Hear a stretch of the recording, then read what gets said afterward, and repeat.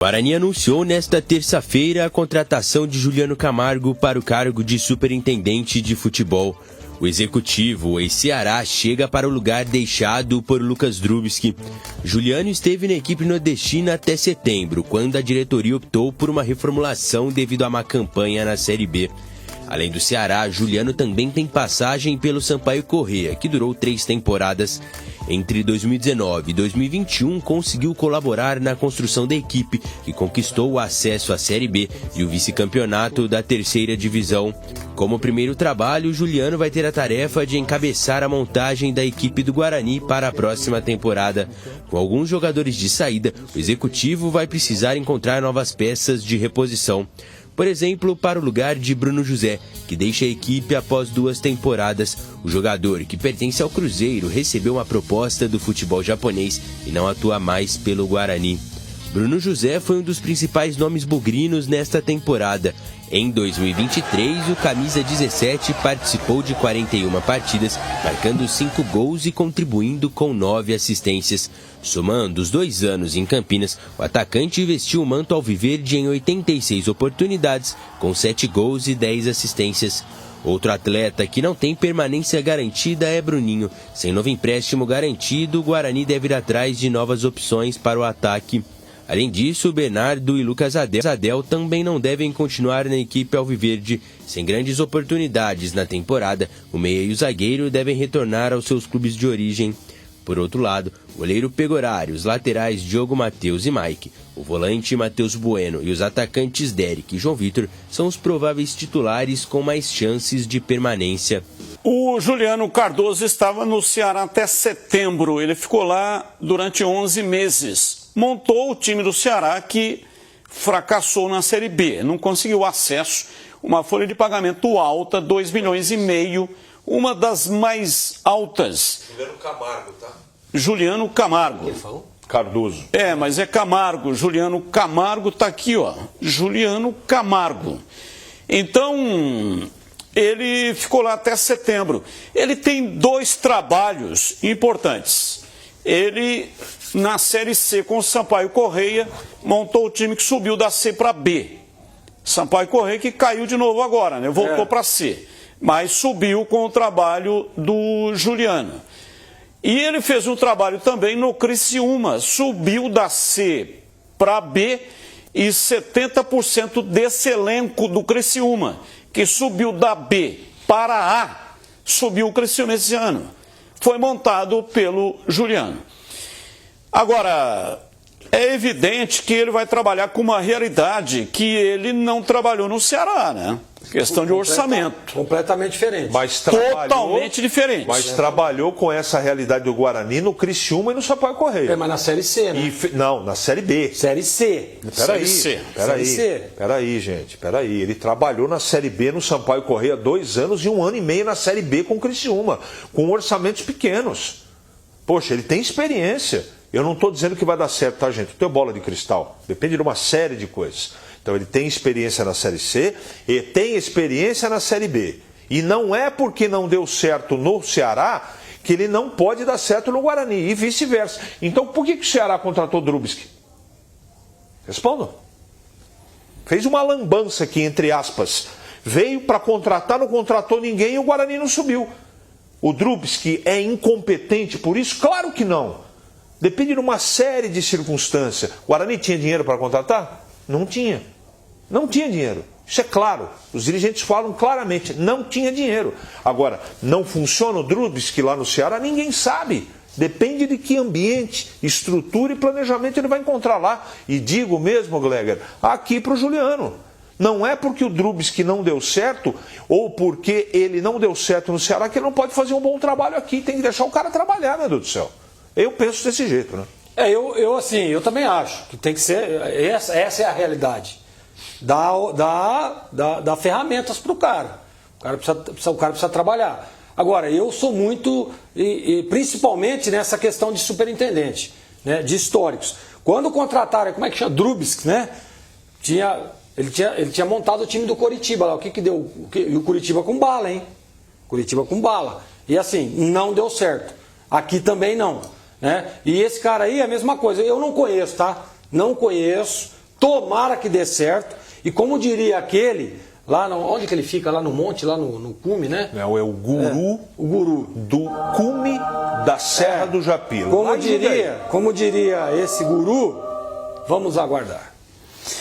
O Guarani vai ter dificuldades aí para poder segurar jogadores, né? A matéria falou aí do Derek, artilheiro do Guarani, um dos artilheiros da Série B. Seria bom, hein? 10 gols marcados. Seria bom ficar. Tem mercado. Vai ser difícil segurar. Bruno José está indo para o Japão. Como é que o Guarani vai concorrer com o futebol japonês? Não tem jeito. E ele não pertence ao Guarani, pertence ao Cruzeiro. Aí quem decide é o Cruzeiro. Exatamente. Não tem como. Então vai ter que montar praticamente um time inteiro para disputar o Campeonato Paulista, que começa, acho que no dia 20, 21 de janeiro. E ainda tem que fazer a pré-temporada. Por exemplo, Valber, que poderia assumir uma posição titular aí, né?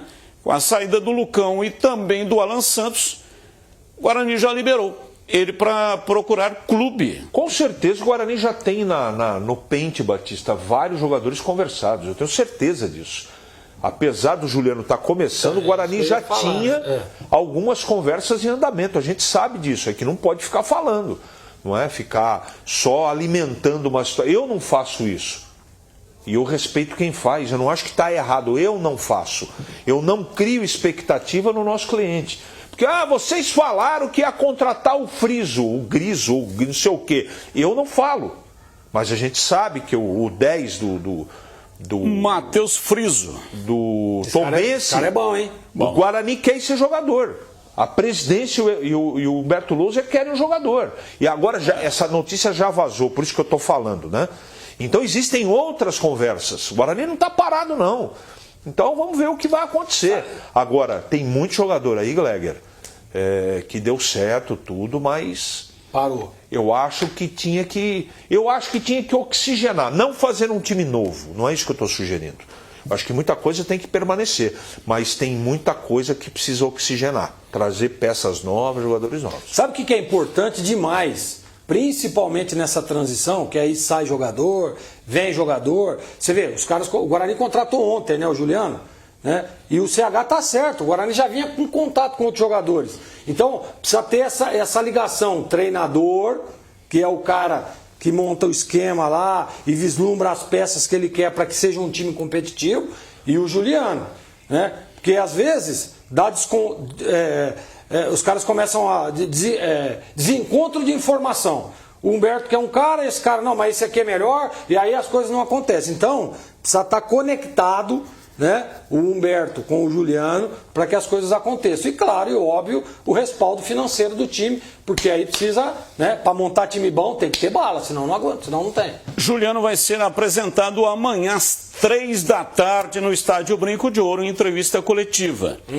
Olha, o Guarani deixou de subir porque não quis gastar R$1 milhão. Poderia ter trazido Júnior Urso, Ramon Menezes e Neto Moura na janela de transferências. Aliás, o fato de o Guarani não disponibilizar esse valor foi motivo pelo qual Humberto Louser chegou a entregar o cargo. E o Guarani não aceitou e ele depois também decidiu permanecer. É a austeridade financeira, motivo pelo qual o Drubsky também deixou a equipe do Guarani, aceitando o convite do Ceará. Ele tinha declinado, tinha recebido o convite, a consulta, ia permanecer no Guarani, mas a austeridade financeira, só para ter uma ideia, Vitória, Juventude, Atlético Goianiense anteciparam cotas da CBF de R$4 milhões. Não é ilegal, mas, veja, houve aí um doping financeiro. O Sport ainda não subiu, né? Outros problemas lá que o Sport teve. Mas no caso aqui, por exemplo, desses que eu citei, valeu a pena. Dos 4, 3 subiram. Valeu a pena. Antecipou o dinheiro do ano que vem e conseguiram subir. Mas pera um pouquinho. Deixa eu entender essa situação, porque eu vi isso e eu quero fazer uma pergunta primeiro, antes de comentar isso que você acabou de colocar. Todos tiveram a oportunidade de fazer antecipação ou você está colocando na sua informação que esses 3 clubes foram privilegiados? Eu não tenho essa informação. Esses clubes que eu falei aqui foram até a CBF e lá na CBF, em conversa com o presidente, conseguiram fazer a antecipação. Agora, se o Guarani foi e não conseguiu, eu não tenho a informação. Não conversei, as minhas fontes não passaram informação. Agora, esses clubes aqui eu tenho informação. Eles foram até a CBF e conseguiram antecipar cotas do ano que vem. O que é que tinha que fazer? O presidente da CBF, a meu ver, não é ilegal, tá? O clube foi lá, conseguiu antecipar o dinheiro, ok. Claro, muitos fazem. Agora, o presidente tinha que falar o seguinte, ou disponibiliza para todos, ou não disponibiliza para ninguém. O Batista. Disponibiliza para todos que já tinham assegurado a participação minimamente na Série B do ano que vem. Agora, vamos trabalhar agora hipoteticamente numa situação. E se o Guarani não quis, por exemplo, vamos falar só do Guarani, porque tem o seu planejamento, comprometimento já direitinho para o ano que vem. Pode ter sido uma opção do Guarani, por isso que não pode. Eu, na minha visão, eu não entendo como doping financeiro. Se todo mundo teve, eu estou colocando no condicional, por isso que eu fiz a pergunta antes. Se os 20 times tiveram a oportunidade de antecipar e só 3 anteciparam, pode ter sido uma opção.